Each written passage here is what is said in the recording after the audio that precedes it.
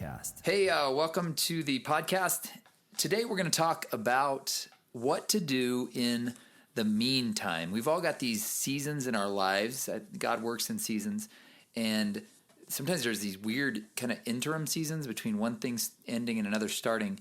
And I remember for me particularly, one time I think it was like my junior year of college, and I was so fed up with college. I managed to squeeze 4 years of college into 5.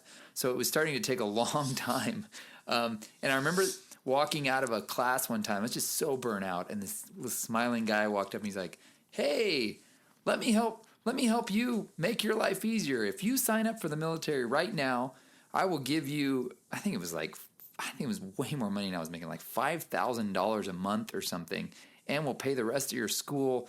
All you got to do is sign on the dotted line." And I remember I had been struggling to pay for school with cash, and I was just fried. And I remember calling him like, "Dad, I'm going to join the military." And I'm thinking, my dad was in the military, so I'm thinking he's going to be like, "Oh, that's great." And I remember you said, "Military's great, but I don't know that you should be making a decision right now because you haven't done the last thing that you set out to do." And he's like, "And what'll happen oftentimes is it'll come clearer once you finish what you're supposed to do." So I want to talk a little bit about that and kind of the idea of what do you do when you're in the meantime. And anyways, any thoughts on that? Yeah, well, there is a reason they call it the mean time, because it is a mean time. It can be awfully hard. It can be awfully frustrating. You know something's going to happen, or you're in a process of some kind, and you haven't finished it. And it can get awful tedious, especially things like college or something like that, where it's, you just get your brain fried. And, as you said, you were working too. You weren't partying all the time. You were working. I had a very unusual college experience. Helping to care for your grandfather part of the time. And so you had a lot going on. And it was very unusual in that you were being very responsible during it. That makes it an unusual The curse of being responsible. Yes.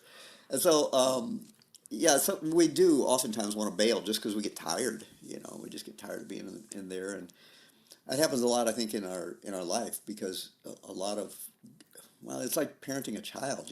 I mean, if you could put them back, there are times you'd put them back. You just, can I give this one back? Right. Because it can get so just day by day, just so daily. There's a grind. And in much of life, I can remember too, one time you, after you had gotten a job and you're going to school, you go, I get up, I go to work, I work all day, I come home, I go to bed, the next day I get up and do the same thing. And it's like, is this all life is? And you were like, welcome to life. Yeah, that's exactly it. That's what life is. Yeah. You get up, you go to work, you come home, you do the same thing tomorrow. And so there can be an awful lot of drudgery in just life is life. And sometimes life is the meantime. Exactly. You're waiting for something else to happen. And so what do you do during those times? And I guess that's what you're asking. Yeah. Or for example, here's another thing I hear a lot from people is they've got this idea in their head. Maybe they feel like God gave them a picture of a vision for the future. Got this dream to do this thing. Maybe they set out to do it and hit a wall, and like all the signs are pointing to this is not the right time. Yeah. So what do you do when you've got a dream in your heart? That's what I hear a lot from people. I've got this dream in my heart. I remember that with me when I started doing the outdoor expeditions. I got the idea, the dream, on a mountain in Russia, but I had a whole other year of school to finish. Yeah. And actually, now that I'm putting the pieces together, it was right after I said no to joining the military that I went and climbed the mountain in Russia, and I actually got a picture of what I was supposed to do. Oh. But I still had all this stuff in between the time. So some people say, I've got this vision to do this, but man, I got kids to raise, I got bills to pay. And what do you do when you have a picture of the future, but you don't know what you're supposed to do in the meantime? Or what do you do if you've hit a wall? Yeah. Well, you said you have people talk to you about that, ask you that question all the time. Was one of their name Moses? Because I just think of Moses. I mean, there he was. He had this dream. He felt like God had told him to deliver the people, and so meaning when he was in Pharaoh's court there, he went out and killed an Egyptian. So he was going to do it one at a time, apparently. So I mean, we don't know that God definitively said to him, "Go do it," but there was a passion in his heart to do it. Yeah. Okay. There was a desire in his heart to deliver the people of Israel, and so he started, and it didn't work out so well. And so he hit a wall. He jumped the gun. Yeah. He did. And he ended up 40 years in the wilderness. And you can imagine, because he didn't know the end of the story. And I think that's a key to it. Remember that. He didn't know the end of the story. And so he's like, you can imagine for 40 years, think of what he was doing. He's like the guy living in his parents' basement. I mean, he's working for his father-in-law keeping sheep, and he's like 80 years old. And keeping sheep was like what the kids do. You know, we've driven in the mountains of Guatemala, and you see these little 8-year-olds out there, a little girl, 8-year-old, with a little stick chasing 5 sheep, you know. That's what you give the kids to. He's 80 years old, keeping his father's sheep. So it's like he's living in his Wow. We're giving a lot of encouragement to people who are living in their parents' basement right now. We're trying to encourage you that you may just be in the meantime. Maybe. All right. You shouldn't have killed that Egyptian, whatever got you there. Okay, we can erase all this part, right? And clip that out. And so editing. But the point is that he found himself just like, well, this is my life. I'm going to die out here in the wilderness doing this. And the amazing part is, 40 years he was in Pharaoh's household. Yeah. But 40 years, he's just wandering around the wilderness. Well, and it would have been very easy for Moses to go, well, I have this coming. I jumped the gun on God's will. I screwed up God's will. Yeah.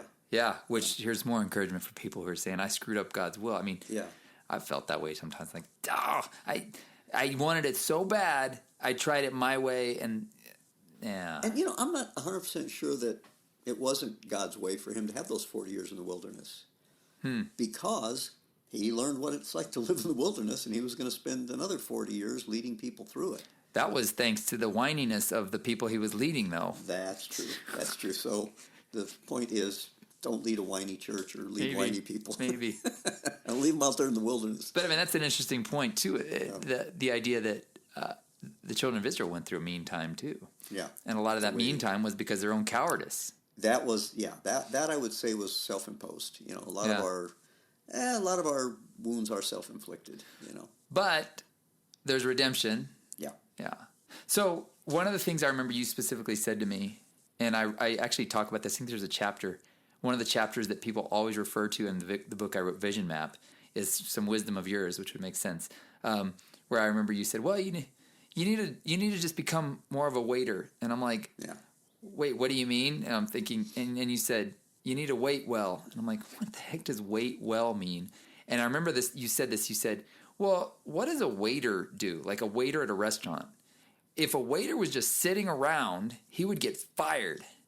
And I thought, people always refer back to that, like they're like, that's so powerful. You wait like a waiter, meaning you find what needs to be done and serve who needs to be served right now, and then you'll often find yourself falling, quote, into your destiny. Yeah, because of course, the scripture most people refer to is they that wait upon the Lord shall renew their strength, and we tend to think that waiting is just sitting around doing nothing. Passive. Yeah, very passive, very passive. And I think it's talking about an attitude more than anything else. I can have an attitude if I'm waiting for God to fulfill this, but it doesn't mean I'm sitting around watching TV and eating bonbons or playing video games. I'm doing something in the meantime, and as you said, oftentimes it's through what your hands find to do. Do it, whatever your hands find to do it with all your might.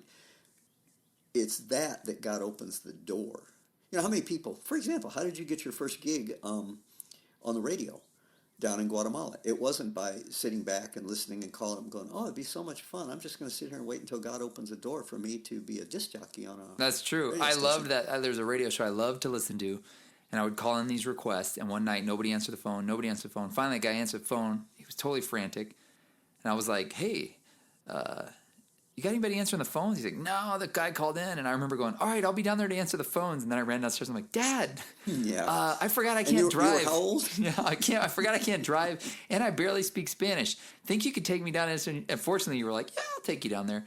Next thing I know, a couple weeks later, I'm a DJ at this radio station. Yeah, because you offered to serve. 15 years old. Yeah, that's a good point. Yeah. Yeah, and so you found a place that you could serve. The same thing happened to you. I mean, you were in the military, and you started serving at that church. Next thing you know, you're on staff as an associate pastor, and then the next thing you know, you're principal of a school while you don't even have a... Did you even have a college degree then? I had just gotten my bachelor's in business, which qualifies you to be a principal of a school, certainly, right? Yeah, there's another topic we need to talk about is like, school. Let's talk about that, but yeah.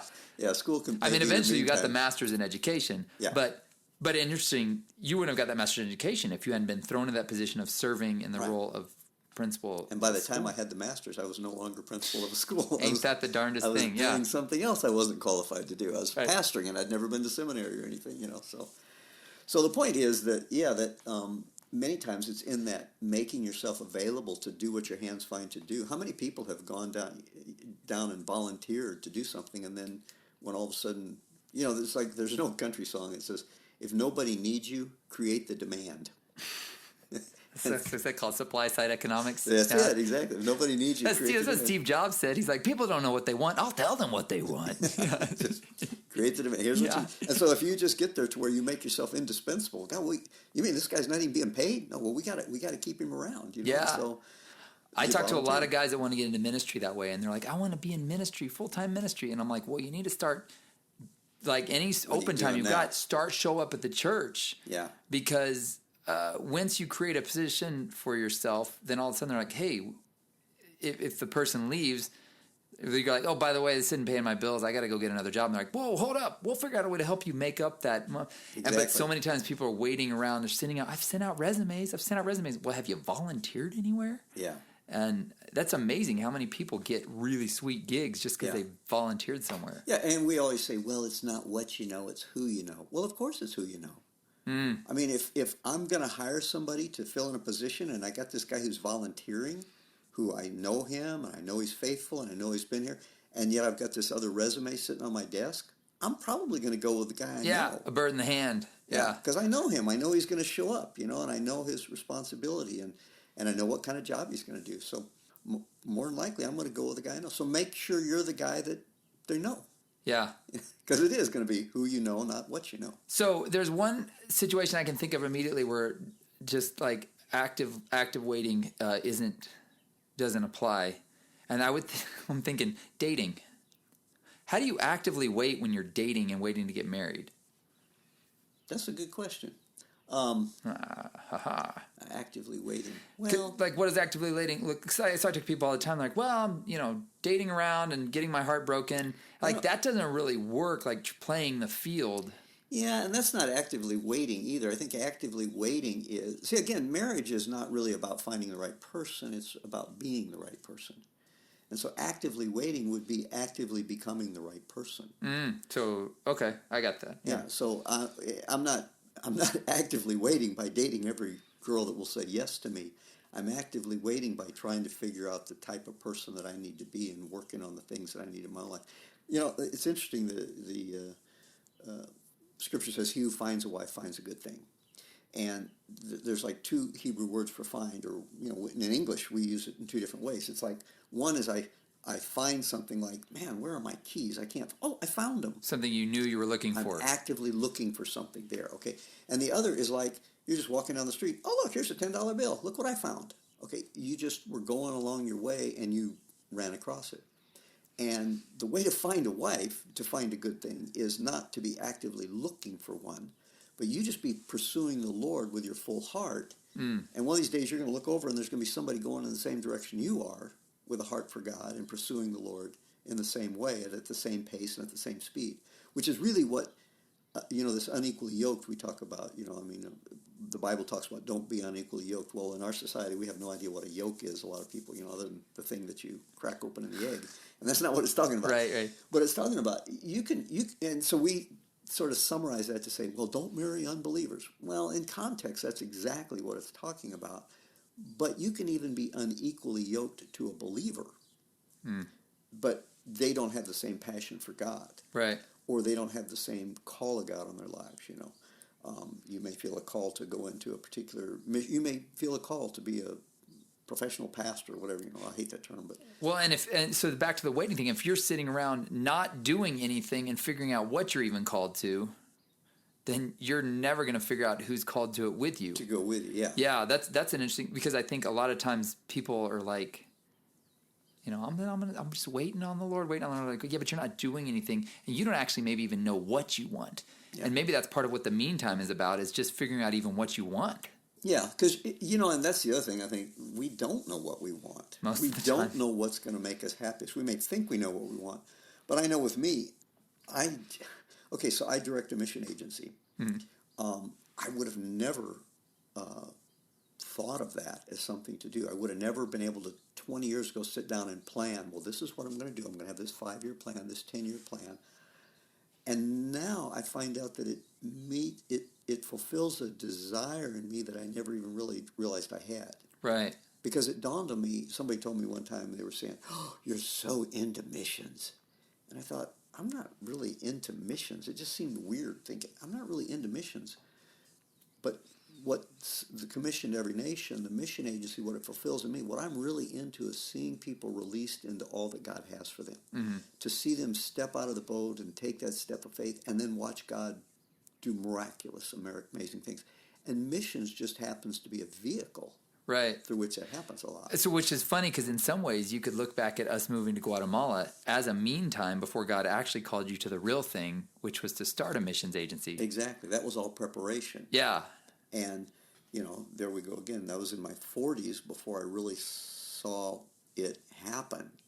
What, the Commission to Every Nation, I was about 40 when That's right, because you mentioned, I remember in your book, Dad wrote a book called Commission to Every Nation, and he talks about where God called him. And I remember in the book you said, at one point in prayer, God said, I want you to bless the nations. And you're like, bless the nations? I'm in Guatemala. Like, we were already in Guatemala. Mm-hmm. And you're like, I'm having a hard time even hitting Guatemala. This is a little bitty country, and I'm pedaling as fast as I can. And so God gives you this vision, yeah. and you could feel like, but God's called me to reach the world, but I'm stuck here in little Guatemala, which is kind of ironic because you're like, I'm stuck here being a missionary. Yeah. How am I supposed to reach the world? Yeah. Yeah. So in a sense it was, and that's where I think you have to just, wherever you might be, be there. Yeah, be there. Yeah, that sounds kind of... That's deep. That's very zen. Yes, it is. Wherever you are, be there. Be there. Yeah. Wherever you are. But I think of like Paul the Apostle. He could have been when he was in prison, and he could have been just all bummed out. What am I doing here in prison? I was falsely accused. He was falsely accused. He had no business being there. They lied about him. That was the only reason he was there. So what's he going to do? Well, I can sit here and grumble, and I can sit here and complain, or I can write these silly little letters. Or I can write the Bible. Yeah, we didn't know he was writing the Bible. He didn't know he was writing the Bible. I'm just writing letters. Well, these Philippians over here, let me see if I can write them a little letter to encourage them, And it was probably even written for him because he maybe had bad eyes, or we don't know, but we do know that it was actually handwritten because at the end of one of them he says, now I write this in my own hand. That's right. So he was just dictating it to somebody else. Yeah. And he could have been sitting there grumbling and complaining, well, I'm in the meantime, and I can't wait to get out and preach the gospel. Because that's what I'm called to do. But he did what he could do where he was. That's pretty deep thought that Paul was in a mean time when he was in the prison. I mean, a very mean time in a Roman prison. It's probably not there wasn't cable. No workout. No three hots and a cot or whatever they say. Yeah. So he's in the meantime, and in the middle of the meantime, he ends up writing what we use for what's been used for 2,000 years by Christianity as kind of the interpretation of Jesus. Yeah. That's pretty mind-blowing that maybe it's sometimes in the meantime where you're in the moment, the time you want to get out of, the season that you want to get out of, that God's actually saying, no, actually, this is the one I want to use. This is where I have you for now, yeah. Because you've got the end in mind, which, again, you don't even know what the end is. Yeah. But God does. But, yeah, that's a pretty deep statement that sometimes it's the meantime that is the time. Yeah, an awful lot of that, though, takes a matter of trusting that God is in control. Mm. And it's easy to say, oh, God's in control, until where he has controlled you is to someplace you don't want to be. Right. And then it's like, well, he certainly couldn't be in control with me being sitting here in prison. Yeah. And again, you're not going to see it when you're in it. I mean, that's what Soren Kierkegaard, he said, life must be lived forward, but it can only be understood looking backwards.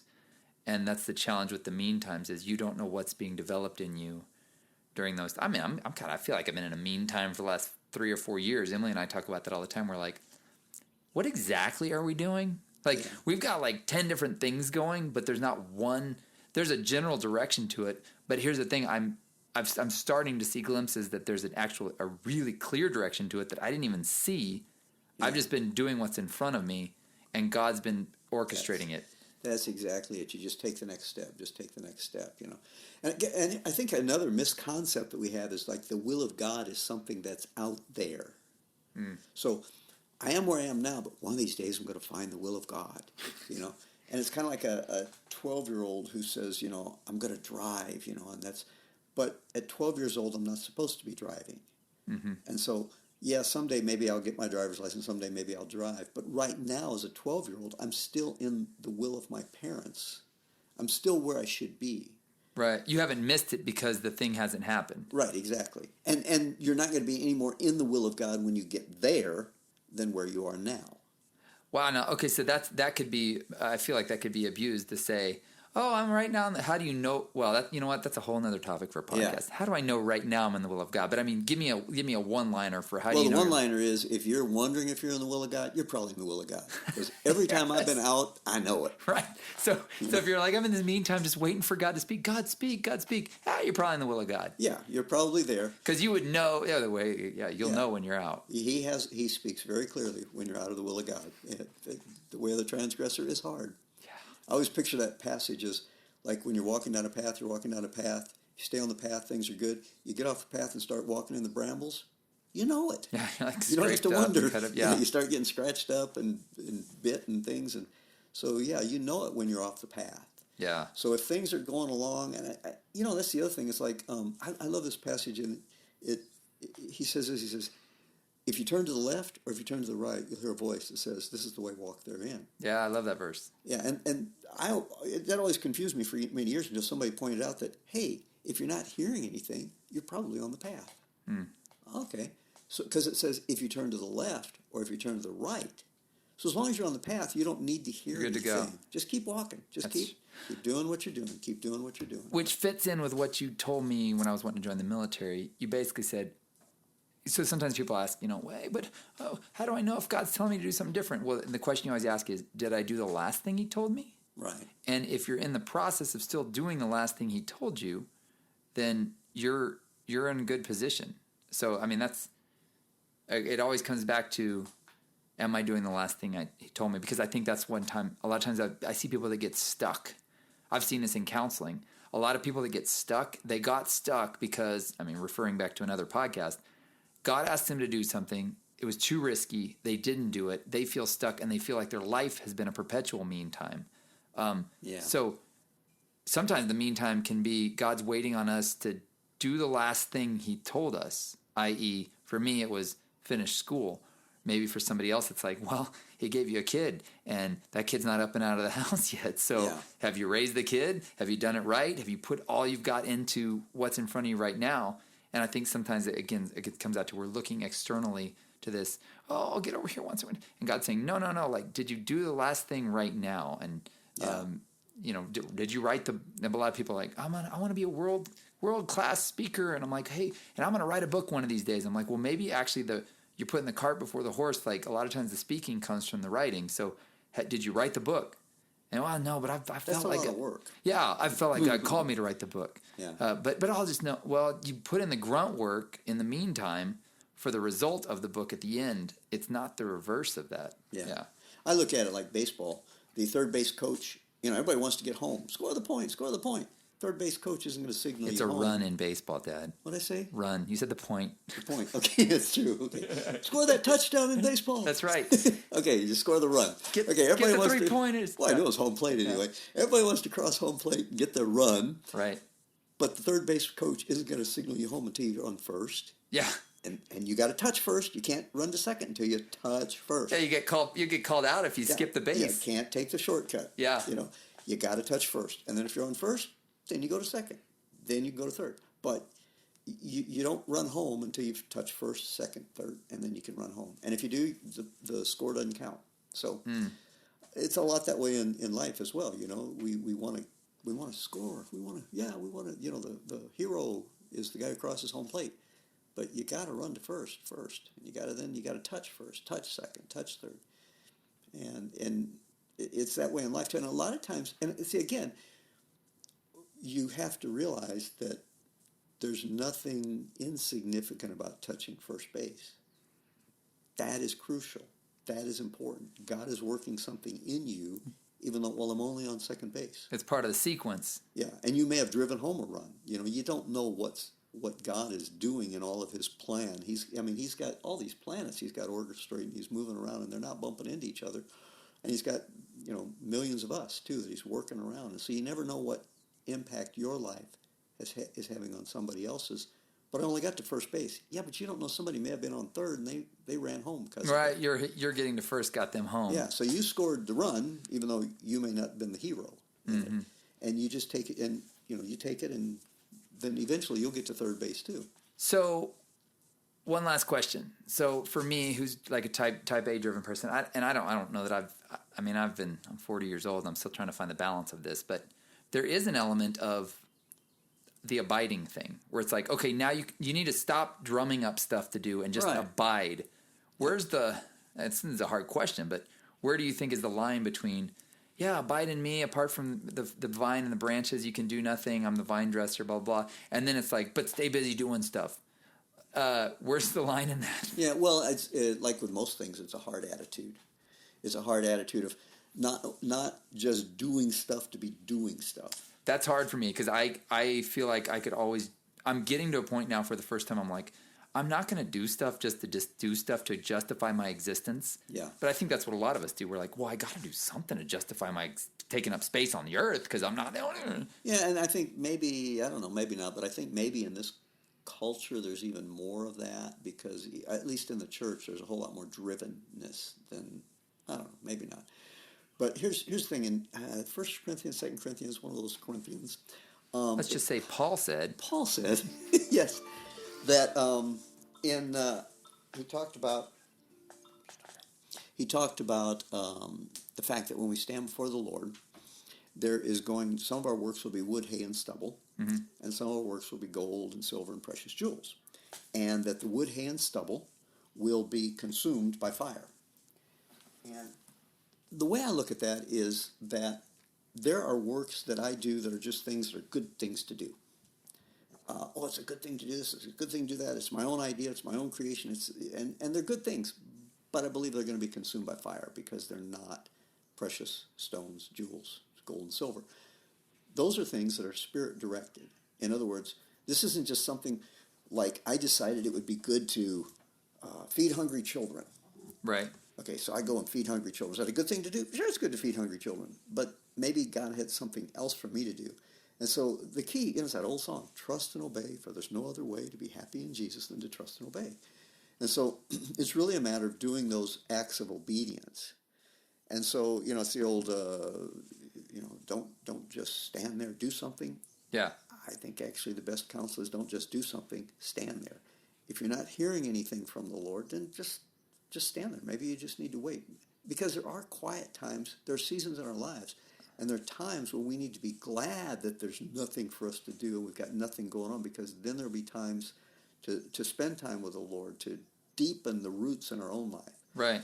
Our responsibility is to deepen our message, deepen our life, and then He will expand.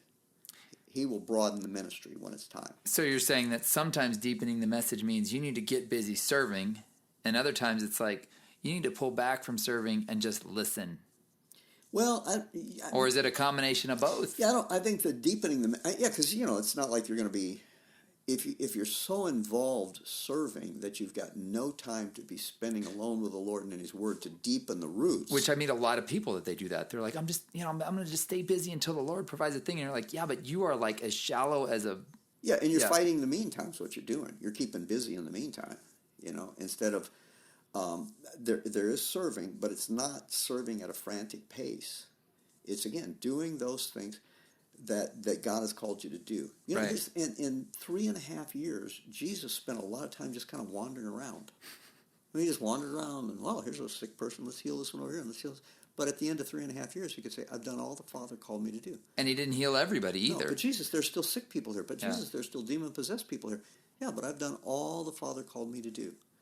And so many times out of our own franticness or our own wanting to make ourselves feel needed or of value, we get too busy. Yeah. And every time you say yes to something, you've said no to something else. Mm-hmm. So if I'm saying, yes, I'll do this, yes, I'll do that, then I'm saying, no, I'm not going to have time to spend time with my family. I'm not going to have time to spend with the Lord. We're a whole lot more task-oriented than most of the world. Most of the world, I think we could learn from most of the world because they're more relationship-oriented. Mm-hmm. I remember when we first went to Guatemala, I would walk into a store, and there'd be two girls sitting over here talking, and I would be needing something, and they would see me standing there at the counter, and they would just keep talking. And I'm thinking, and my initial thought was, as a North American, was, well, gee, if you don't want my money, if you don't want my business, I'll just walk out of here. And I realized they don't care. They don't care. They're involved in a conversation with someone that is a valuable person to them, and when they're done with their conversation, they'll come and wait on me. And that drives us That's not crazy. very capitalist. No, it's not. It's not. But it's very relational. Yeah. And most of the world is very relational in that they value people over the dollar. Yeah. They value people over even service. But this is an important person. This is a friend of mine. And so I'm going to give them time. I come over to their house. If someone shows up at your door, you invite them in. You bring them in. You stop whatever you're doing because this is a person of value. Even if it's very inconvenient, yeah. Terribly inconvenient. So that's that we're driven by a capitalist mindset of I've got to be productive. Got it, yes. Yeah. Which is again is a balance though, because there's also the element that we talked about at the start of the podcast where it's you do need to be productive if there's something to be done in front of you and God's saying, I want to use this to get you to the next place. Yeah. But that's where you have to be really self-aware, I guess, to know, am I doing this to run from the discomfort of the meantime, or is this because this is what's the right thing to do right now? Yeah, I had a lady, I asked her if she would do something to serve in the church in an area, and she said, I'm a human being. I'm not a human doing. That was her way of saying, no, I'm just going to be. Well, that's good, but when you stand before the Lord, you don't want to hear, well been. You want to hear, well done. Yeah, you beat real good. So there does need to be some doing. But again, it's that acts of obedience versus just things that I thought of that would be good stuff to do. And I'm convinced of this. All of us have enough time to do all God called us to do if all we do is what God's called us to do. Wow, but it's when we fill it in with other stuff. Yeah. Yeah. And so if we're too busy, there's probably something that we have added that really doesn't need to be there. Yeah. And too busy means I don't have time to spend with my family. I don't have time to spend with the Lord. I don't have time to just sit down and think and hear from God. Yeah. Because he speaks in those quiet times.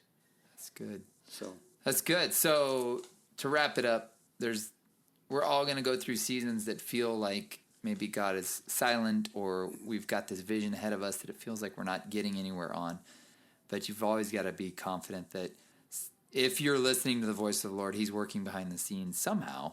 And even the meantime can be something that God, that Paul example, even the meantime can be something that God uses for a lasting impact if you'll be present, not always looking for the next thing. And I'll arrive once I get that next thing. And winter is essential for the spring. Yeah, it's true. You've got to have the times when the ground just rests. Retracting, times of retracting. This pruning of back to that abide message. Abide in me. Well, sometimes abiding means you're going to get some stuff pruned away from you, and you're like, So, yeah. Good talk. Thanks, Dad.